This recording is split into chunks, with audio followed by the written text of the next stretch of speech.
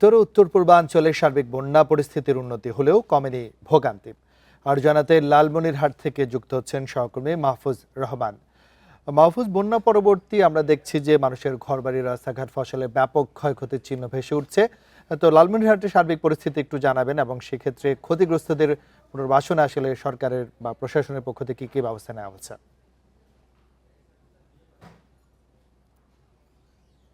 দেখুন, ভারতের গজলডোবা থেকে ছেড়ে দেওয়া ঢলের কারণে কিন্তু লালমনিরহাটের তিস্তা ব্যারেজ পয়েন্টে কিন্তু আকস্মিক পানি বৃদ্ধি পায়, যার ফলে কিন্তু 10 সেন্টিমিটার উপর দিয়ে পানি প্রবাহিত হওয়ার কারণে লালমনিরহাটের হাতীবান্ধা, আদিতমারি, কালীগঞ্জ এবং সদর উপজেলার জেলার যে নিম্নাঞ্চলগুলো আছে সেগুলো কিন্তু প্লাবিত হয়ে যায়। প্লাবিত হওয়ার কিন্তু এই মৌসুমে যে প্লাবিত হয়েছে সেটি কিন্তু দীর্ঘস্থায়ী হয়নি, ঘন্টা খানেকের মধ্যে কিন্তু নিম্নাঞ্চল থেকে পানি কিন্তু নেমে যায়, যার দরুন কিন্তু স্থানীয়দের তেমন ভোগান্তির সৃষ্টি হয়নি। আমি আপনাকে একটু দেখাতে চাই যে অঞ্চলটিতে আমি আছি, সেখানে কিন্তু গত কয়েকদিন বেশ কোমর সমান পানি ছিল, সেই পানিগুলো কিন্তু কমে কমে গিয়ে এখন কিন্তু মোটামুটি একটা জলাটবদ্ধতা অবস্থায় আছে। এই পানিগুলো কিন্তু নেমে যেতে শুরু করেছে।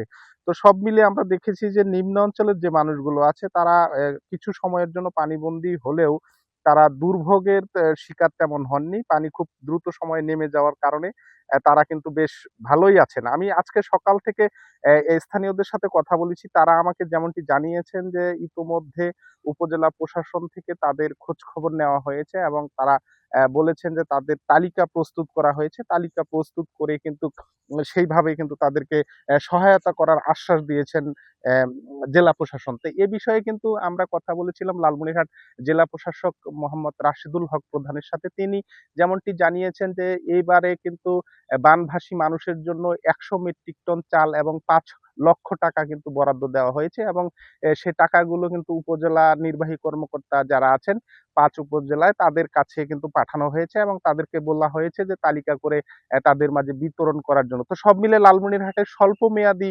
বন্যার কারণে কিন্তু তেমন ভোগান্তির সৃষ্টি হয়নি। তবে আবহাওয়া এবং পানি উন্নয়ন বোর্ড জানিয়েছেন যে যেকোনো সময় আগামী ২৪ থেকে ৪৮ ঘন্টার মধ্যে আবারও স্বল্প মেয়াদী বন্যার সৃষ্টি হতে পারে এবং নদী পাড়ে যারা বসবাস যারা করেন তাদেরকে সতর্ক থাকতে বলা হয়েছে। তো এই ছিল আমার কাছে লালমনিরহাট থেকে সর্বশেষ।